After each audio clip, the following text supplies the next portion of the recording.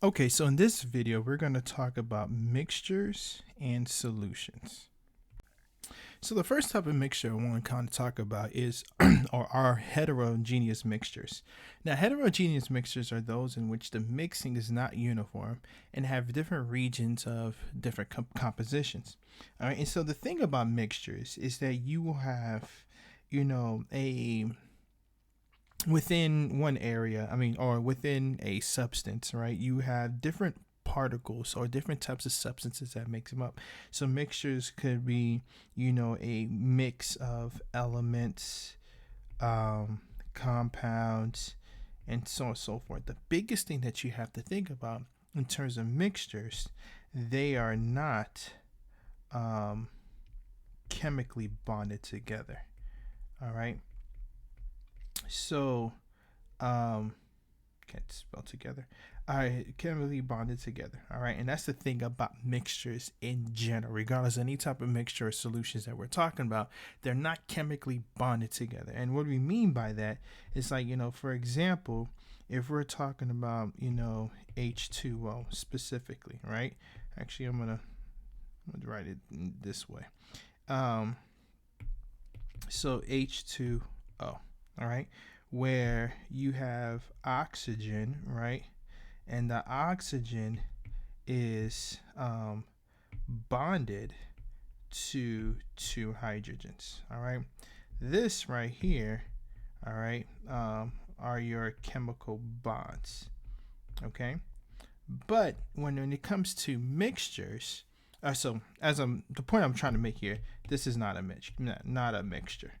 All right, this is a compound. All right, but when it comes to mixtures, you have different types of substances, and they're together. Okay, within the same area, within the same space.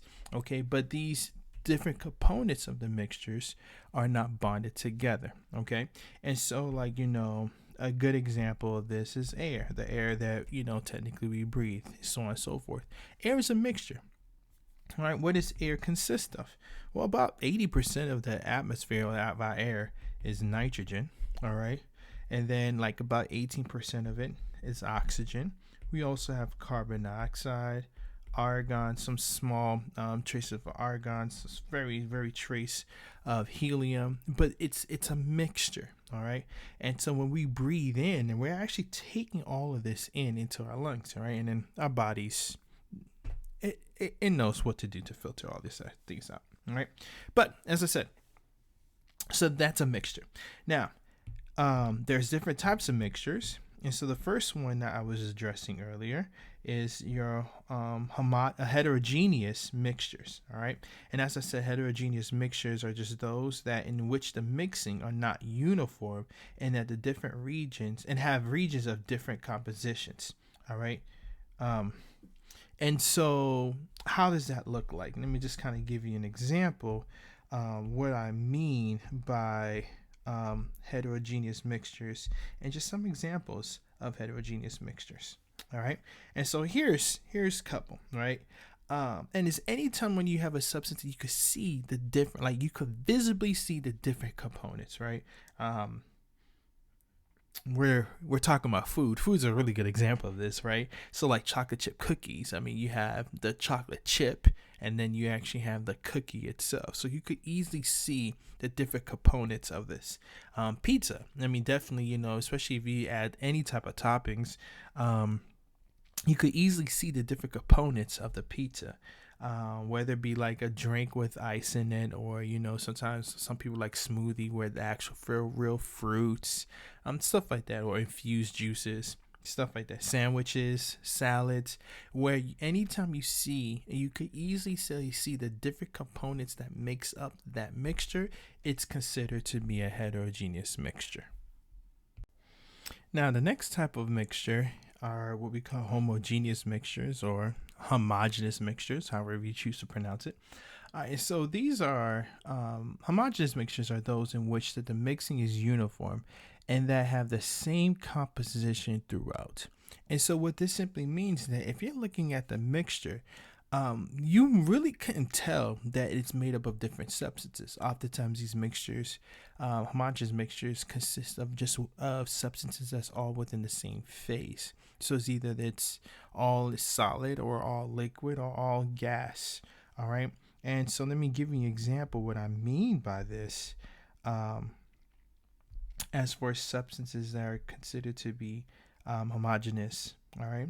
So, like coffee, like, we know that coffee is made up of different things like sugar, some of the extracts from the beans, water, right? But when it's blended together, you really can't tell that it was made up of different components. Any type of fruit drink, citrus drinks, whether it be juice, wine, whatever the case may be, um, I mean, yeah, we do know that it's made up of different substances, but when you're looking at it, all right, you really just can't tell. Air is a good example of mixtures of something that's in the same phase. So we know I kind of talked about this earlier, but air consists of nitrogen, oxygen, carbon dioxide, um, argon, helium, and other types of gases, but they're all in the same phase. You can't tell. Brass is another good example. All right, where we have alloys. So alloys are just basically metallic mixtures. All right, but there's mixtures of different substances, and they're all within the same phase. So you can't really tell that they're made up of different substances that are just simply mixed. So brass, steel. This is just a really good example. Natural gas, another one, but more of in a liquid state. So much like vinegar and blood. All right, and so anytime you have a substance that that that's considered a homogeneous mixture, is simply because you can't really tell just by looking at it that it's made up of something of different components, but because they're so thoroughly mixed correctly and together, it's still considered to be a mixture. Now, there's two types of homogeneous or homogeneous mixtures. You have solutions and you have colloids. So solution is basically where you have a mixture where the particles are very, very small, like at the atomic level, like ions or very, very small compounds. And so some of the characteristic is that it's completely transparent to light. So like water, juice, if you were to shine light to the side, you won't be able to see the light in the liquid itself. All right, it's completely transparent. It will not separate while standing. So like if you had sugar water, where you dissolve some sugar, if you let it just stand long enough, then all of a sudden all the sugar that you placed in there will deposit at the bottom. That's not going to happen. Okay, that's only true with heterogeneous mixtures. And then you cannot filter out the different components that makes up the solution, right? And so if you were to have salt water, you can't just take a filter, pour the salt water, and think that the water is going to come out and then the salt's going to remain outside of it. We can't. That's not going to happen. Okay. Now colloids, on the other hand, much like solutions, it consists of small particles, but the particles are slightly larger. Okay. And so what's the biggest difference between the two? The colloids and like solutions, they both appear to be in the same state of matter, right? But the biggest difference is how light is scattered through the substance. All right, and so oftentimes colloids may appear a little bit murky. And if you were to shine light, you will see that there is some scattering of light. All right, and so some example of colloids, you have like milk. Milk is a colloid. All right, so you have some of those like the fats in the milk. They're larger molecules. All right, so that's what makes it a colloid. Fog is a colloid. I mean, anytime it's a foggy day, we know not to really shine, especially if it's dark. It's not to really shine your high beams, because then all it's going to do is just refract the light all over the place. So it doesn't really help too much. So that's just these are just some examples of what a colloid is. Now let's talk about solutions. Now, solutions consist of two parts, okay? The first part is what we call a solute. Now, the solute is a substance that is being dissolved, whereas the solvent is the substance in which, this another substance is being dissolved into, or basically, it's a substance that's doing all the dissolving. Now, when it comes to sheer numbers, right, the solute is always less than by a large amount in like number of moles of the substance versus the solvent. Like, for example, what I mean by that, if you're talking about like an example, salt water, right? Salt and water. There's, when it comes to like the number of moles of the substance we have in this mixture, you have less salt and more water. Because you have more water, water is your solvent in this case because it's doing the dissolve. There's just a lot more of it. And then the salt is your solute. Okay. And so this is basically the way how this all plans out when it comes to the different parts of a solution. Now, there's, as I said prior, you could have different states of matter dissolve into one another. But when you look at it, when you look at the solution, it just looks like one whole face. All right. And so you can have a gas dissolve into a gas. Okay. That's possible. Like, for example, air, right? And if you're talking about just sheer numbers, nitrogen would be your solvent because 70% of our air, 70% of air is made of nitrogen, and everything else is just in there. Okay. So you could kind of think about nitrogen being the solvent, and things like oxygen, argon, carbon dioxide would be your solute. Okay.